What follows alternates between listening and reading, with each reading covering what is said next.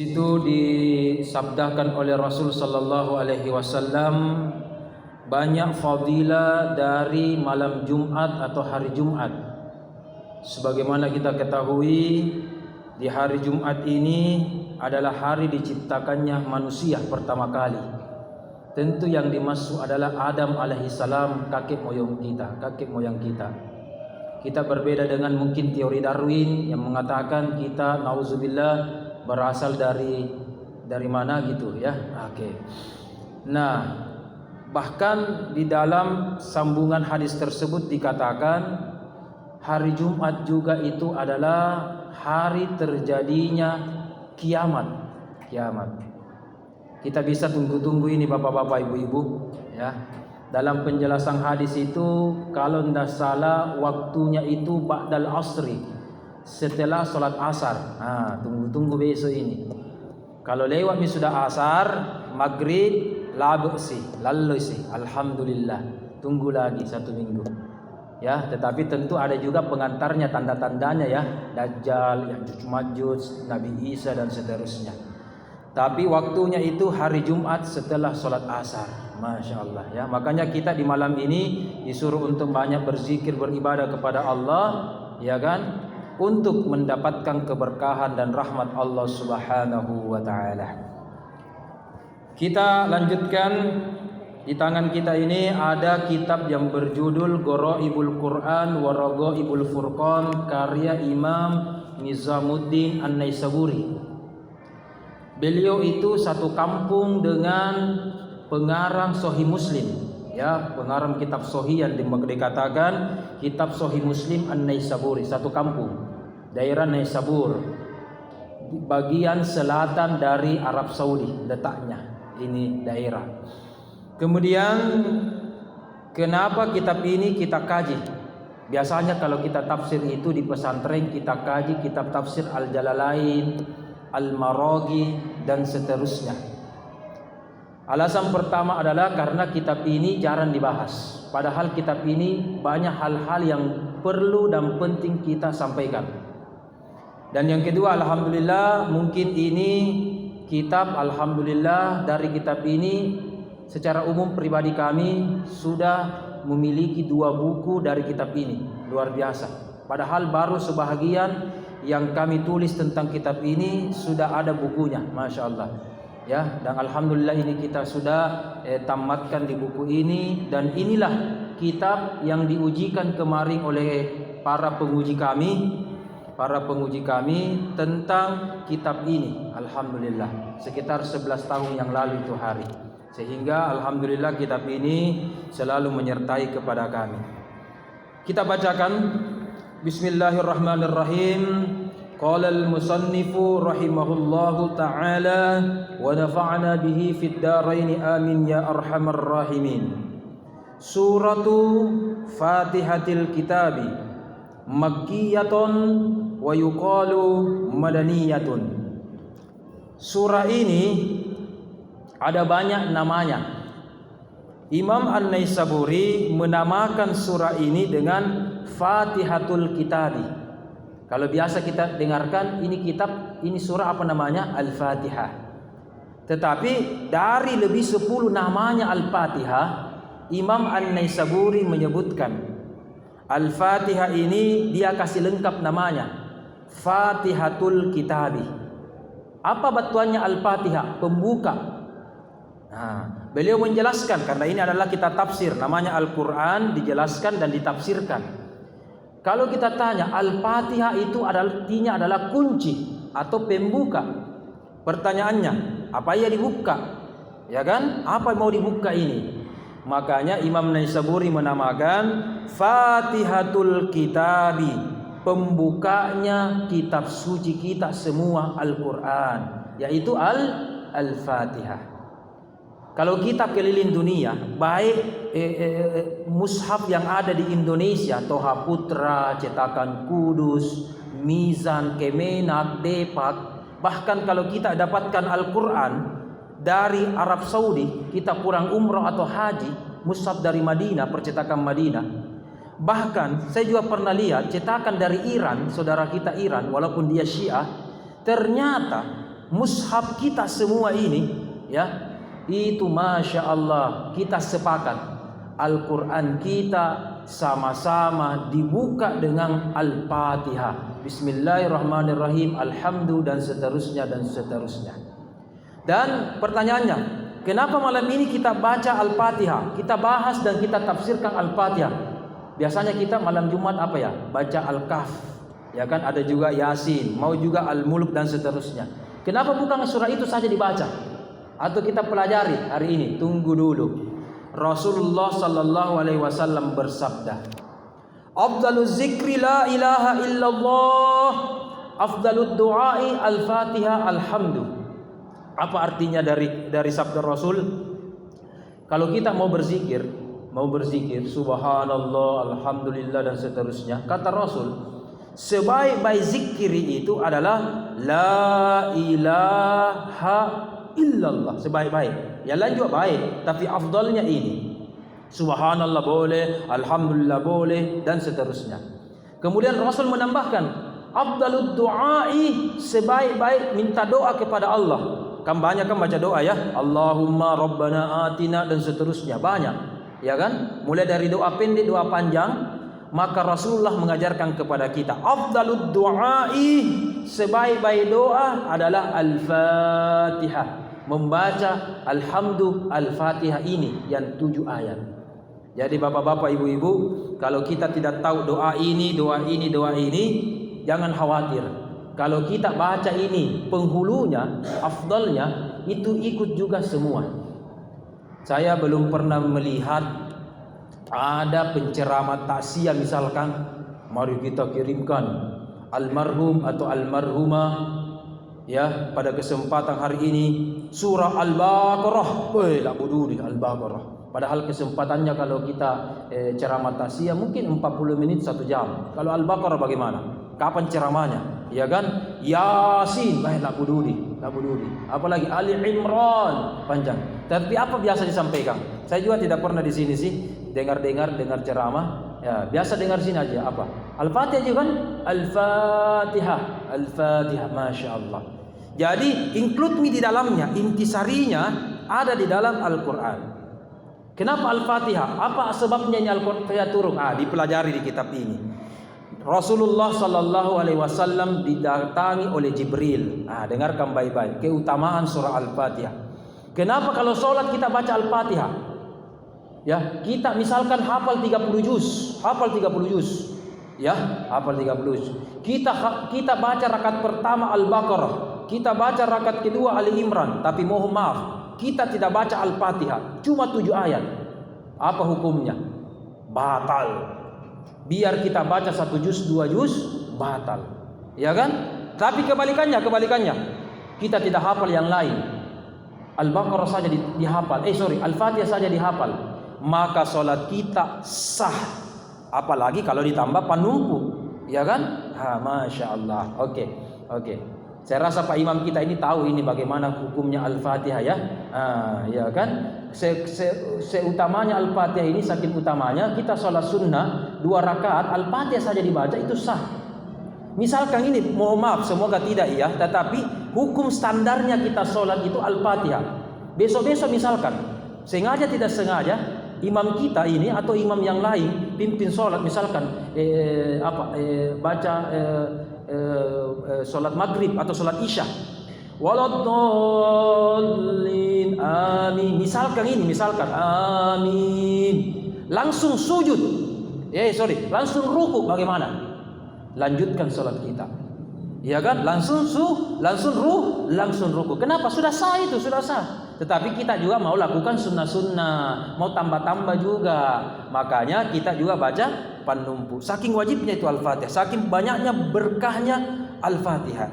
Kemudian di sini dijelaskan bahwa Al-Fatihah itu selain menggunakan kata Fatihal Kitab, banyak namanya. Ummul Kitab, Ummul Quran, As-Sab'ul Mathani, 7 ayat yang diulang-ulang. Nanti kita akan pelajari bapak-bapak, ibu-ibu. Ini Al-Fatihah adalah ayat yang disepakati jumlahnya 7. Ya. Tetapi nanti kita akan pelajari, nanti ada qiraatnya juga di sini, macam-macam qiraat dan pendapat-pendapat ulama bagaimana cara membaca Al-Fatihah, qiraatnya, mulai dari qiraat 7, qiraat 10 dan seterusnya. Tetapi walaupun banyak qiraat, Bapak-bapak, Ibu-ibu, ulama sepakat Al-Fatihah itu jumlah ayatnya cuma 7, ya. Walaupun ada imam qiraat, ya, yang tidak menganggap basmalah adalah Al-Fatihah. Kalau begitu diskon Ustaz. Kalau begitu bagaimana? Jadi secara umum ada 5 imam yang mengatakan Al-Fatihah itu adalah bagian Bismillah adalah bagian dari Al-Fatihah. Tetapi ada juga beberapa imam qiraat. Kalau imam mazhab juga itu Imam Malik mengatakan bahwa basmalah itu bukan bagian dari Al-Fatihah. Jadi kalau begitu, kenapa bisa tetap 7 ayatnya? 7 ayatnya. Yang pertanyaan saya, kenapa tetap 7? Padahal hilang anunya, ya, hilang apanya? Hilang bismillahnya. Hilang 19 huruf. Bismillah sampai Ar-Rahim hilang 19 huruf. Pertanyaannya, kenapa bisa tetap 7 ayat? Di sini nanti dijelaskan bahwa ketika dihitung ayat terakhir, Siratal ladzina an'amta 'alaihim ghairil maghdubi sampai waladdallin itu, kalau menurut bacaan yang menganggap basmalah itu Al-Fatihah, ini adalah satu ayat yang panjang. Siratal ladzina, panjang ya, sampai waladdallin, amin. Tetapi kalau ada yang menganggap Al-Fatihah bukan dari bagian basmalah, bukan dari Al-Fatihah, maka ini dibagi 2. Siratal ladzina an'amta 'alaihim, ayat di situ, ayat. Kemudian ghairil maghdubi 'alaihim, seterusnya itu ayat. Jadi kalau kita secara umum kalau menganggap basmalah Al-Fatihah, siratal ladzina an'amta 'alaihim ghairil maghdubi 'alaihim waladdallin, panjang kan? Itu satu ayat. Tetapi ada juga menghitung siratal ladzina an'amta 'alaihim, ayat berhenti, ghairil maghdubi 'alaihim, ayat. Berarti menghitung berapa? 2, menghitung 2. Jadi tetap juga 7, Bagaimana hitungannya? Di sini dikatakan, bagi yang menganggap alhamdu adalah ayat pertama, maka cara bacanya alhamdulillahirabbil alamin 1. Ar-Rahmanir Rahim ayat kedua, Malik Yaumiddin ayat ketiga, Iyyaka na'budu nasta'in ayat keempat, Ihdinas siratal mustaqim ayat kelima. Oke? Tetapi siratal ladzina an'amta 'alaihim 6, ghairil maghdubi 'alaihim waladdallin 7. Berarti tetap juga 7, ya. Berarti tidak diskoni. Bismillah, bukan hilangi ayatnya, tidak, tapi cara menghitungnya berbeda, ya. Cara menghitungnya berbeda. Kita lanjutkan. Imam An-Naisaburi kemudian melanjutkan, wa yuqalu makkiyatun wa yuqalu madaniyatun. Surah Al-Fatihah ini turun, menurut jumhur ini adalah surah yang turun di Mekah. Wa yuqalu, tetapi ada yang mengatakan Al-Fatihah juga turun di Madinah. Jadi ini 2 kali atau 2 riwayat. Ustaz, buat apa gitu kita pelajari ini turun di Mekah, turun di Madinah? Apa itu pentingnya? Kita kan di Makassar. Apa pentingnya itu? Penting Bapak-bapak, Ibu-ibu. Kenapa? Kalau kita tahu ini ayat turun di Mekah, tahu ini ayat turun di Madinah, tahu bagaimana kurang lebih temanya ini ayat, dan tahu sejarahnya. Kita tahu kalau di Mekah bagaimana. Nabi ketika itu kasihan masih disisai, masih belum bisa menyebarkan agama Islam. Kalau di Madinah sudah bebas, ya kan, dan seterusnya. Jadi ada ciri khasnya. Ayat-ayat yang di Mekah turun karena penduduk Mekah sifatnya bagaimana. Ketika ada ayat turun di Madinah, karena penduduk Madinah juga sifatnya beda. Saya berikan contoh. Kalau cari penyembah berhala, secara umum tidak ada di Madinah. Tetapi ada di mana? Di Mekah. Berarti ayat-ayat Makkiyah banyak tentang tauhid. Bagaimana kita tidak menjadi orang musyrik. Kalau di Madinah tidak ada. Sebaliknya, kalau cari tentang Yahudi Nasrani secara umum tidak ada di Mekah. Tetapi dulu Yasrib namanya sebelum menjadi Madinah, itu banyak namanya orang-orang yang beragama Yahudi dengan Nasrani. Kemudian ada ayat-ayat tentang munafik. Secara umum di Mekah tidak ada orang-orang munafik. Dua aja orang masuk Islam, Muslim atau kafir. Ya kan? Kalau Madinah banyak. Muslim ada, kafir ada. Di Madinah juga karena Islam sudah berkembang, ada juga orang munafik. Ada orang munafik. Ah, jadi beda penduduknya, beda karakternya. Kalau orang Mekah itu kadorki, ya kan? Hitam-hitam, putih-putih, tidak mau berubah. Ya kan? Tetapi kalau di Madinah masih ada yang abu-abu. Kenapa? Islam ketika di Madinah sudah berkembang. Kalau Islam di Mekah itu masih istilahnya tanda kutip belum berkembang. Dipandang enteng kasihan. Kalau kita mau disesah masuk Islam, itu orang-orang Islam kepada periode Mekah disesai. Ya kan? Bilal juga itu berapa kali disesah. Bahkan ada sahabat, ya kan? Bapaknya dan ibunya Ammar bin Yasir itu seorang budak disiksa dan sampai mati, meninggal. Innalillahi wa inna ilaihi, dalam keadaan syahid. Ya kan? Oke. Baru Islam tidak dilirik. Kenapa? Tidak ada keuntungan kalau saya masuk Islam kalau di Mekah. Kenapa? Tidak dapat ini, tidak dapat sedekah, tidak dapat zakat. Beda kalau di Madinah. Islam sudah berkembang, kepala negara ketika itu adalah Nabi Muhammad, ya kan? Bagi orang-orang yang masuk Islam atau mu'allaf dapatkan zakat. Saya ini sedikit uangku, misalkan saya ini terbatas, saya ini miskin, masuk ke Islam deh. Ya kan? Kenapa? Saya dengar kalau di Islam itu, ya kan, mu'allafnya itu dapat uang. Ya kan? Sehingga tidak ditahu. Ada mungkin betul-betul ikhlas orang masuk Islam, ada juga penduduk di Madinah ketika itu masuk Islam cuma kejar zakat atau sedekah. Berarti abu-abu kan? Abu-abu. Makanya itu beda. Saya berikan satu contoh. Ayat tentang hijrah. Kalau ayat tentang hijrah di Madinah turun, itu betul-betul berbicara bagaimana Nabi prosesnya hijrah dari Mekah ke Madinah. Tetapi di Mekah ada juga kata-kata hijrah. Warrujza fahjur. Kenapa bisa, Ustaz? Kan di Mekah awal-awal Islam Nabi belum pergi hijrah. Ya, 13 tahun Nabi berdakwah di Mekah, baru hijrah betulan.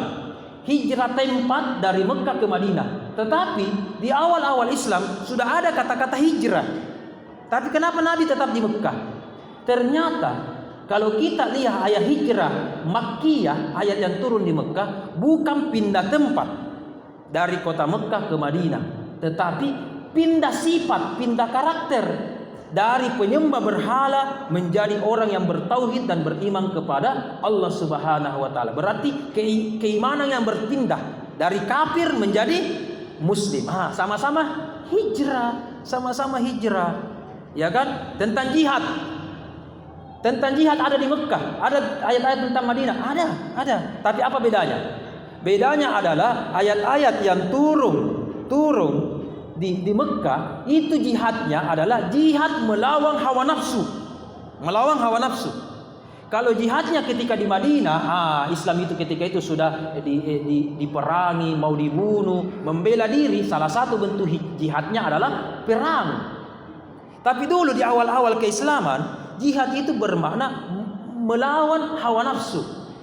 Ya kan? Malas-malas, kemudian kita tidak mau melakukan ini, berjihad itu melawan hawa nafsu, ya kan? Dan seterusnya. Makanya penting ini kita pelajari apakah ini ayat Mekah atau Madaniyah. Oke ya.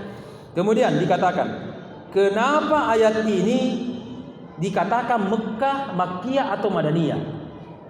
Jawabannya adalah ada dua riwayat yang mengatakan bahwa ada riwayat yang mengatakan surah ini turun di Mekah, dan ada juga riwayat yang mengatakan surah ini turun di Madinah, dan sama-sama sahih. Apa dalil yang pertama? Dalil yang pertama, ketika itu Jibril datang kepada Rasul di Mekah, ya, di Mekah. Rasul, saya akan ajari Anda tidak pernah diberikan oleh Allah kepada nabi sebelumnya. Wah, bagus itu Jibril. Dan tidak ada tertulis di kitab Injil atau Taurat atau di kitab-kitab suci sebelumnya. Bagus itu Jibril. Wah, apa itu? Kitab apa? Coba kita buka jamaah, bapak-bapak, ibu-ibu. Kalau kita buka surah Al-Baqarah, ada kan kisah tentang Nabi Adam, Nabi Musa, dan seterusnya. Kisah Nabi Adam, Musa, kisah Nabi Isa, itu kan ada di Taurat. Itu kan ada di Injil. Beribadah secara umum kan ada di Taurat, ada di Injil, ada di Zabur, dan seterusnya. Ya kan? Berarti ketika sebelumnya turun Al-Fatihah, ada informasi. Nah, bilang orang Yahudi dan orang Nasrani, ku tahu ji, ada di kitabku itu kisah Nabi ini, ku tahu ji, ya kan? Kisah Nabi Adam, ku tahu ji, ku tahu, sudah ku baca. Ya, Al-Quran baru turun tentang Adam, kenapa baru lu tahu? Baru diturun. Kita dulu ada di kitab tak dulu, ya kan? Tetapi ada beberapa hal Jibril memberikan informasi kepada Nabi Muhammad. Ini tidak pernah kuberikan, Allah berikan kepada umat terdahulu. Saking porena ini surah, tidak pernah dan tidak ada samanya di kitab-kitab terdahulu. Dan umat terdahulu bahkan nabinya, ya, minta tidak dikasih. Cuma Nabi Muhammad dan umatnya dapat barakahnya ini. Apa itu? Dibacakan nih surah Al-Fatihah. Makanya saking pentingnya ini surah, ini banyak fadilahnya ini surah, banyak. Ya kan? Cuma mohon maaf bapak-bapak, ibu-ibu, saya mohon Al-Fatihah ini jangan dipandang enteng.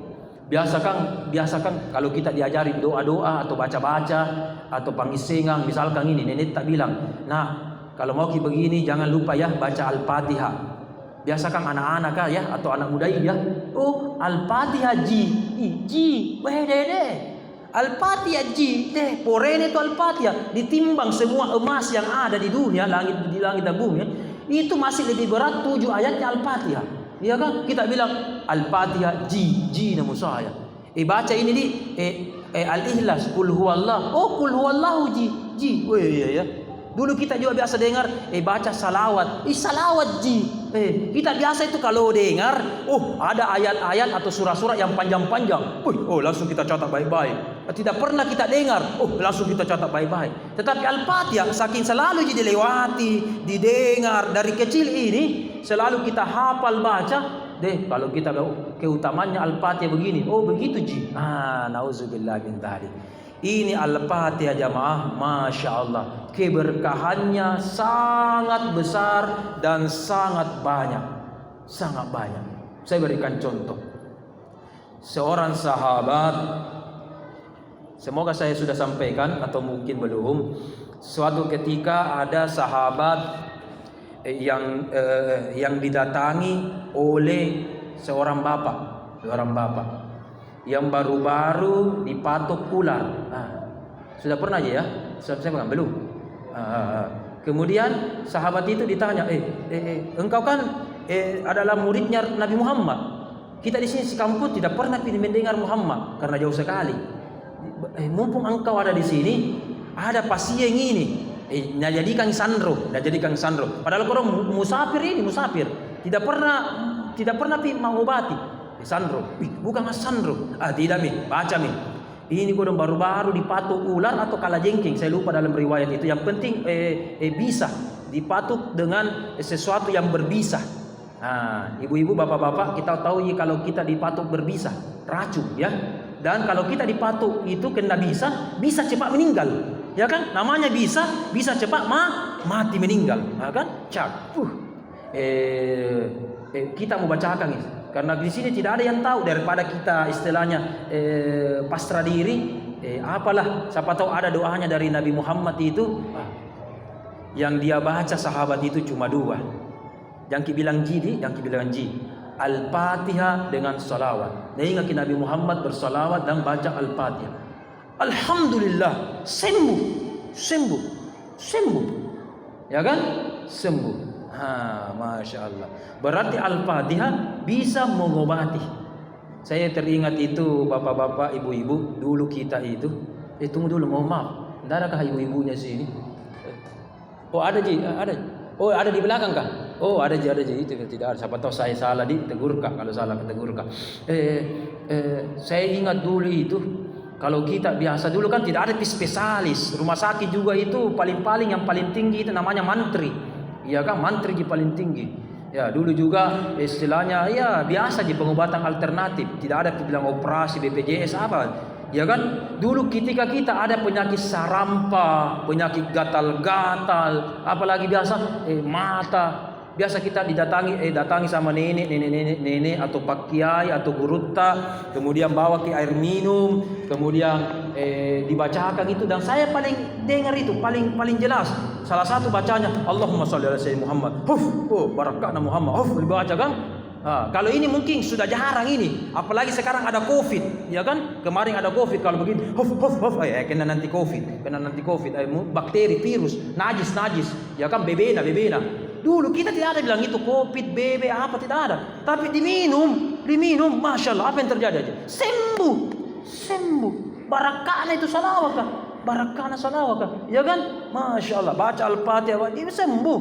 Ya kan? Masya Allah, baca begitu. Entah sekarang masih adakah begitu ya, baca-baca Al-Fatihah apa atau baca ini dan seterusnya. Masya Allah, ya kan? Mau dikatakan musyrik, tidak musyrik, bapak-bapak ibu, kena tidak musyrik. Kita kan baca Al-Fatihah. Ini adalah firmannya Nabi Muhammad, firmannya Allah dan doanya Nabi Muhammad kan?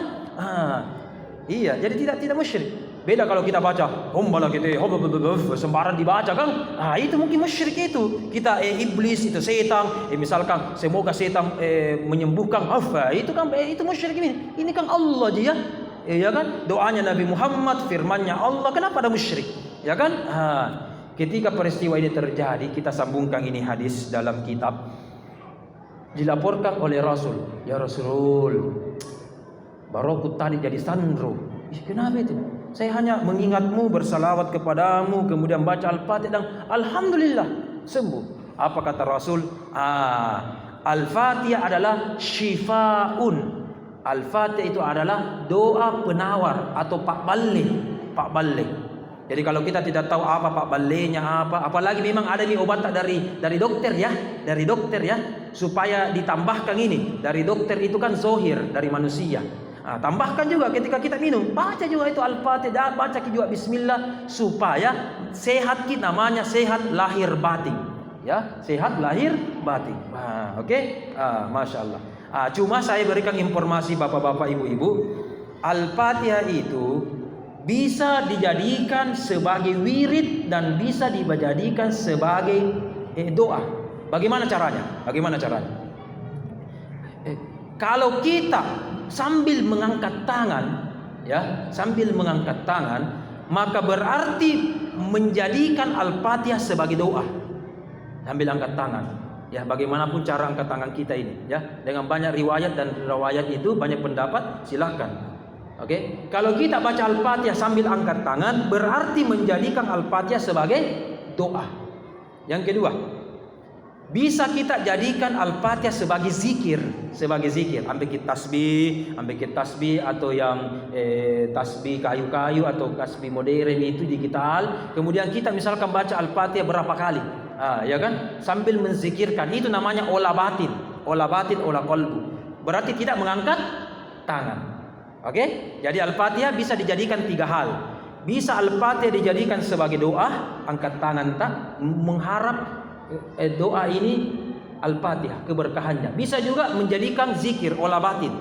Ya, olah batin, keberkahan Al-Fatihah. Dan yang ketiga, bisa menjadikan Al-Fatihah doa sekaligus zikir. Bagaimana caranya? Menjadikan Al-Fatihah doa juga dan zikir juga. Bagaimana caranya? Kita sudah lakukan, tetapi mungkin belum sadar, yaitu Allahu Akbar. Sholat. Ketika kita sholat, Al-Fatihah itu sebagai doa. Ketika kita sholat, Al-Fatihah itu sebagai zikir. 2 in 1 di dalamnya. 2 in 1. Kalau di luar sholat itu namanya Al-Fatihah sebagai bisa sebagai doa, bisa sebagai zikir. Begitu pula salawat bapak-bapak ibu-ibu. Salawat bisa kita jadikan sebagai doa, angkat tangan, kemudian kita berdoa. Dan bisa juga kita berzikir salawat berapa kali? 100 kali, 200 kali, berapa kali? Ya. Tapi ketika kita sholat tahiyat, at-tahiyat, kita kan baca salawat juga. Itu juga 2. Ketika kita baca salawat, doanya jadi, zikirnya jadi. Masya Allah. Makanya sangat luar biasa itu kalau kita sholat, baca Al-Fatihah. Dan wajib juga sholat kita baca salawat. Jadi biar kita tamatkan, khatamkan Al-Quran, banyak baca-baca kita.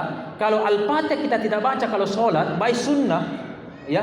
Jangankan sunnah, sholat jenazah saja, bapak-bapak ibu-ibu, sholat jenazah, baca Al-Fatihah dengan salawat. Ya kan? Takbir pertama, takbir kedua. Saking pentingnya ini dua.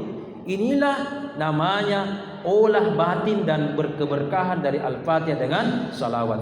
Mungkin masih ada kurang lebih 10 menit sebelum kita lanjutkan dan baca lagi teks. Pamoporanga, siapa tahu ada pertanyaan, ada mungkin saran, ada mungkin pengalaman, ada mungkin tambahan dari Bapak Haji, bapak-bapak, ibu-ibu, saudaraku semua. Saya kembalikan kepada jamaah. Bismillah, siapa tahu ada bertanya. Silakan Habib. Oh, bah, muka-mukanya saya lihat, muka-muka Habib ini, masya Allah. Iya.